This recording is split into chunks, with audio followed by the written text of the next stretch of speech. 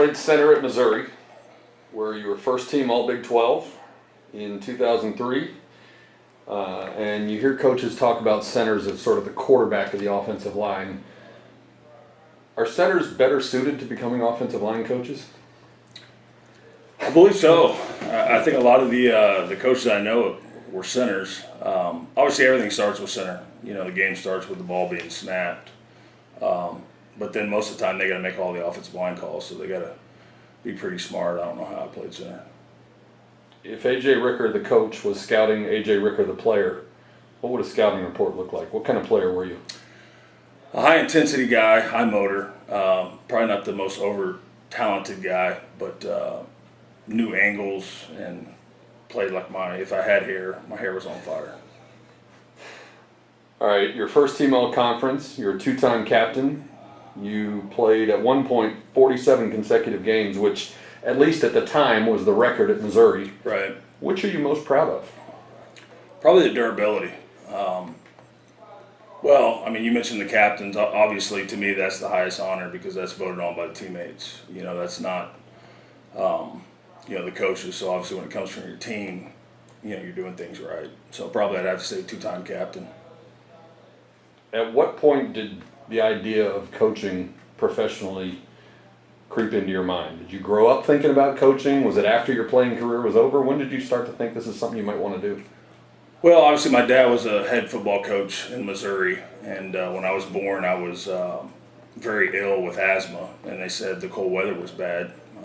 So I think I was one when we moved to Houston, and my dad had to sacrifice, obviously, being a coach to move down to Texas, and he ended up being a superintendent for the school district. But obviously, being around my dad who was a coach, that's something I kind of always wanted to do, and I tell the guys the reason why I do coach outside of that is I live vicariously through them. So physically I could not play another snap, but mentally I think I can. So I'm out there with them. Okay, you moved in part to get away from the cold weather, then you go back to Missouri to play. Did it bother you when you were playing? No, that's kind of weird. Obviously that's kind of why I went to Missouri because, finding out I was born in Missouri and I wanted to go somewhere I could play early. But I was just really, really ill as a baby, and they said obviously the cold weather had a lot to do with it. You got a chance to play in NFL Europe and Arena League football. Was it hard to give up your playing career and move into the next chapter of your life and become a coach? It is. I used to always wonder, you see these guys like Brett Favre, and I'm like, man, retire, go enjoy life. But until you're put in that circumstance, it's really, truly hard to feel how hard it is to let something go you've done your whole life. You started your coaching career at Western Michigan, first as graduate assistant, then as offensive line coach. When you played, did you have an accurate idea of what really goes into coaching and what you were getting into? No clue. No clue. I mean, my first year GA, and we played at Indiana, and I think, obviously in the MAC you bust a lot of places. I think we got back at 3:30 in the morning, and I went and got my bags, and I was heading to my car, and they told me, not so fast. You got to go in and make sure the film's in and all that. And I was like, ooh, I wasn't ready for that. Was there ever a point when you thought, maybe this isn't what I want to do? No, because I love being around the game. I knew you always got to start somewhere and start from the ground up. So I kind of saw the light at the end of the tunnel, and I knew anything worth having was going to take some hard work and some sacrifice, and I just didn't know it would be that quick and that early.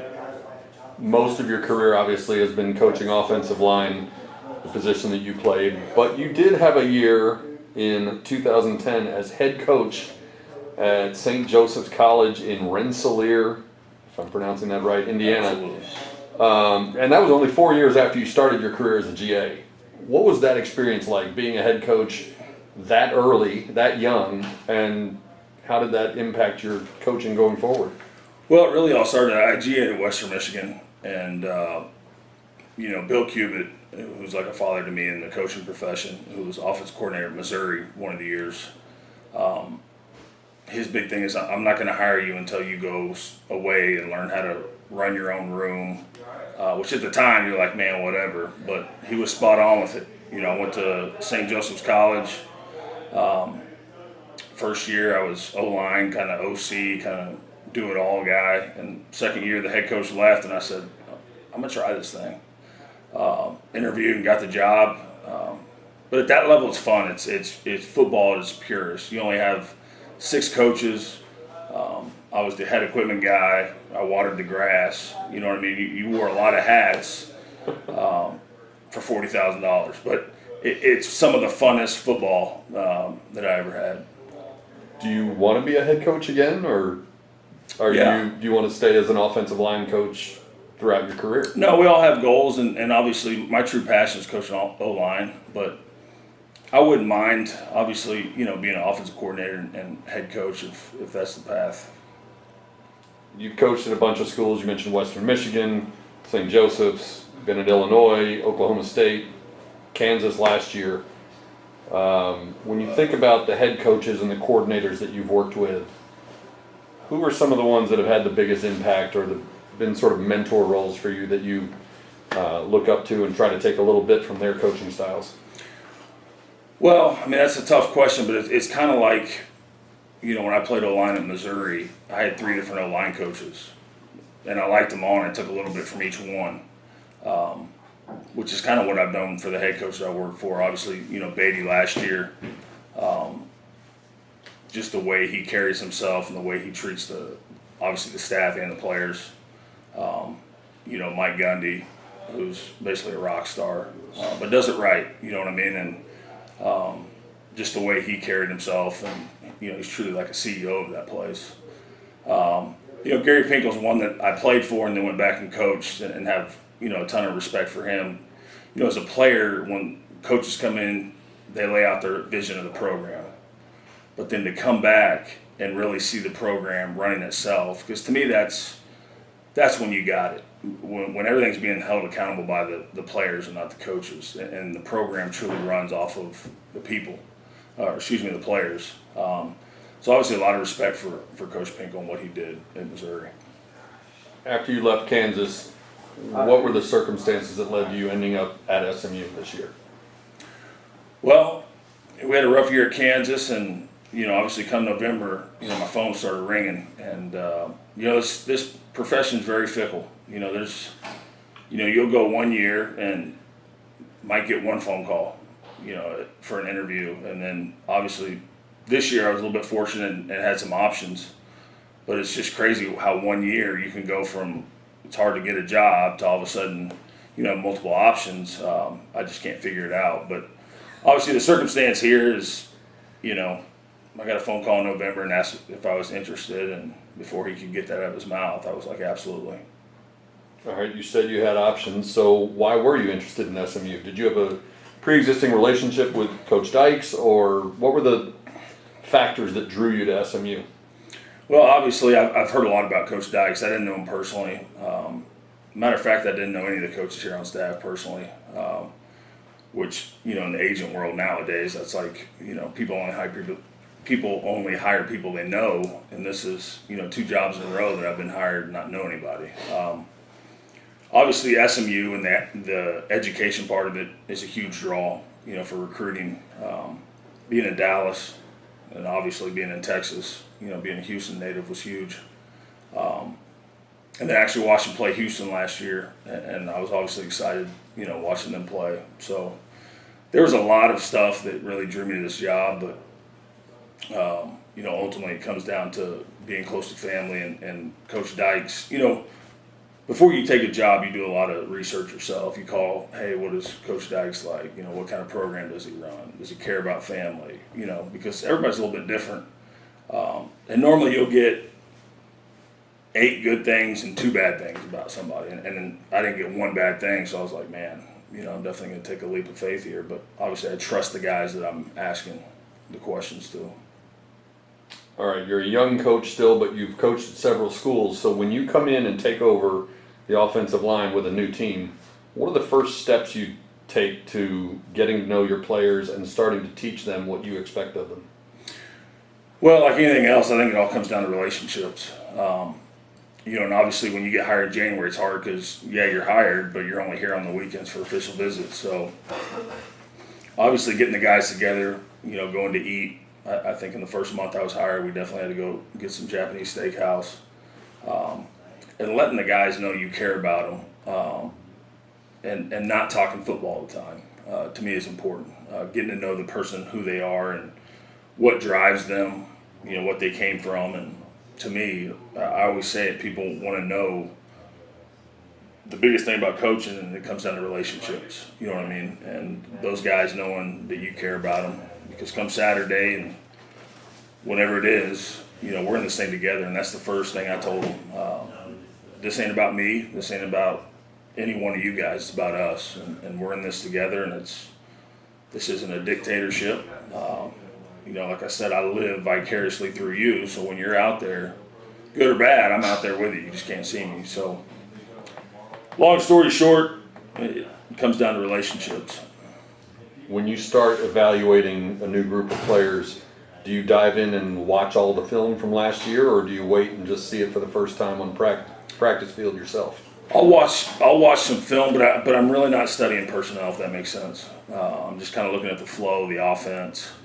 And it's so hard when you get hired, and it's nobody's fault, but everybody wants to tell you about each guy. And to me, in a respectful way, I kind of just tell them, hey, I don't want to hear it. I want to form my own opinion. That way, when I go in the room and I tell them, look, we're on a clean slate, good, bad, or ugly, everybody's starting over.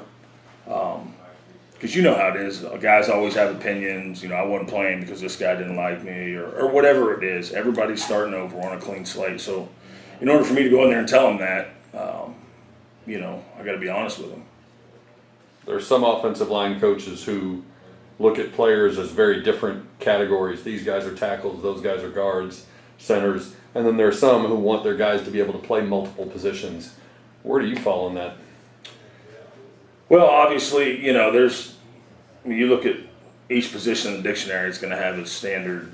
Tackle's got to be 6'5" plus, center's got to be 6'1" plus. There's a reason for all that. There's a reason why you want taller guys for length on the edge. But there's also a reason for guys that I'll take a guy that's a lot tougher, plays hard, his motor runs hot all the time, versus a super talented guy that just can't figure it out, and I got to motivate. But my philosophy is the best 5 guys will start, and if they're all 5 centers, then we'll make it work. If they're all 5 tackles, I'll teach one to snap. But you really got to put the best 5 linemen you got, and that's the beauty of kind of what we're going through now is, a little bit of musical chairs. Guys are moving around, guys are moving up, guys are playing positions they never played. So it's a process.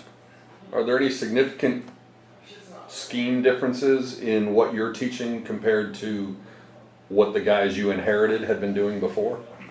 Yeah, there's always going to be a little bit of difference, but obviously it's been pretty smooth. It's a couple things here and there, but it's all personal preference. You know what I mean? I called this, and they called that. It's the same block, but different terminology. There's probably a lot of that versus, it's not like I'm taking over and oh my gosh, we got to start over. What the heck have they been taught? They've actually been taught pretty well. I'm just kind of picking up and putting my little spin on it. When you look at the SMU offense, Will Brown is the quarterback who's had a little bit of experience on the field, but there's a room full of young quarterbacks, and obviously you haven't had a line block for these guys yet since you just got here. But if a quarterback goes in with different skill set, like a pocket passer versus a particularly mobile guy, do you change what you ask of your offensive linemen to fit them? Not really. Because then you'd be changing, and you just don't have enough time in the week, obviously. I think more by the design of the play call, that will happen, but I've never changed on how we do stuff because of who's back there, whether they're mobile or a true pocket guy. I think the OC, when they call the plays, that kind of naturally happens. Practice has been going on a couple of weeks now, but you've been on campus for a couple of months. Players have come and gone in and out of your office, and you've had meetings. How much stock do you put in the different interaction and personality before you ever saw these guys get on the field, just the way they reacted to you and interacted with you? Well, I thought it was very positive, and obviously talking to a bunch of the guys that helped coach the O-line last year, you know, I would listen when they say, hey, you got a really good group, when they were very generic. But since after recruiting, when I've been around, the guys have been up, been very receptive. Obviously, the one good thing about this group is they want to win and whatever it takes. And really early in the spring, I've been working on a lot of stuff that takes no talent, like attitude, like body language, stuff that you can control. Because to me, it all starts with that, and everything else falls into place. Ever since he got hired here, Sonny Dykes has talked about wanting pretty much across the board the whole team to get bigger and stronger.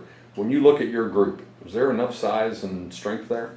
Yeah, I think there is, and you got some young guys that just, they're still young. I mean, that's the thing, but really just from a physical standpoint, I don't think we're far off. Now, from a toughness and demeanor standpoint, I think that's something that we can drastically improve. And like I said, I'm only going off of a 6 practice sample size, but you got to play with confidence. You got to be able to set your jaw and be tough and physical and really learn how to finish guys.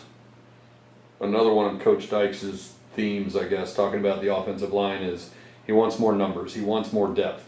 And you've got a JUCO in Kobe Bryant who's here. You've got a couple of pretty touted freshmen coming in. You have a transfer from Columbia. Are you one of those coaches who would rather not have newcomers get on the field their first year, give them a year to get acclimated and used to the guy on either side of them, or could you theoretically see putting any of those guys out there? Well, in a perfect world, JC's normally bringing those guys in to play immediately.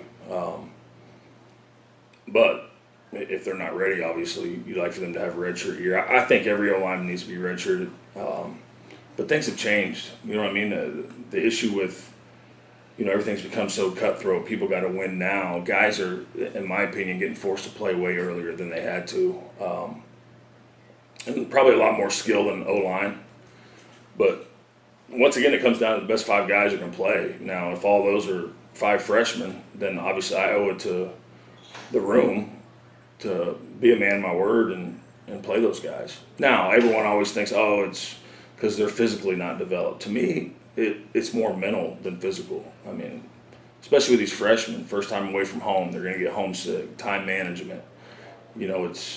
It's all that other stuff, juggling practice, study hall. It's just a lot. And I think it's more mental than it is physical a lot of times.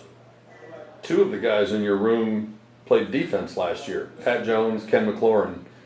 Is that a different teaching process for you, sort of undoing what they've learned as a defensive player and then teaching them the opposite so they can protect rather than attack? Yeah, it's kind of hard because defense, it's, everything's gap sound. So hit this gap, hit that gap, where offensive line's a little bit different. It's a little more expensive. But you like to have the defensive mentality, but learning that you can't just fire off the ball every time in pass protection and try to blow guys up. You got to be, it's controlled chaos, if that makes sense. But, I know a lot of people that live on that. They recruit D linemen to play O linemen. And I think it's more of a mentality. Probably your most experienced guy that you inherited, at least experienced playing with this team, is Hayden Howerton, who plays your old position. Do you look at Hayden and see any of yourself in the way he plays? Yeah, obviously from a toughness standpoint, I think he, he's getting there mentally. It's hard, and I told the centers, whoever they are, I said, you guys are in trouble because obviously you don't ever want to play the coach's position. Because that's my baby. That's one thing that I feel like, more than tackle or guard, that's the position I played. So probably a lot harder on those guys than every other position. Because it starts with the center. I mean, that's the captain. That's who sets the huddle. That's who huddle. Look how old school that sounds. But he really controls the whole deal. In my opinion, it all starts with him. Is it hard to resist the urge to say, the way I played or back in my day? I mean, not that you're an old coach by any means, but is it hard to resist those comparisons? Yeah, I try not to do that too much. Yeah, I walked to school uphill both ways in the snow kind of deal. And very rarely do I, ever say back when I played, you know what I mean? Because it's not about me, it's about those guys. Now I will talk about myself if it's some kind of experience with a combo block or something like that, but those guys don't want to hear about back when I played, back in the day and huddling and all that stuff. So I try to stay out of that. So again, without necessarily declaring that Hayden or anyone else is your starter at any position, the success of your line starts in the middle, starts with him, Right. no matter who it is, right? Absolutely, and he's the captain of the O-line. Obviously, makes all the calls, and to me, it all starts up front, and especially at the point. Some coaches have keys that they talk about. If a running game can get going, the offense will work. If you generate a pass rush, the defense. For your group, what kind of keys do you have? What do you need to see early on for your line to gel and perform early in the season? To me, it's all about recreating the line of scrimmage. It's when I turn the film on, are we playing on their side of the field? And it's really coming out of the gates. And the beauty of O-line is it takes all 5 guys doing their job. You know what I mean? One guy can mess up and, or one guy on defense can make a great play and they all have success. But to me, it's getting the run game going because I think it all starts with the run game. And I try to keep it simple. I want the guys to just get up there and play and not think. But if we're coming off the ball, and obviously I can tell, I feel pretty good about it because pass protection is pass protection. Obviously you got to work it, but to me, nothing's better than they know you got to run the ball and you're still running right at them.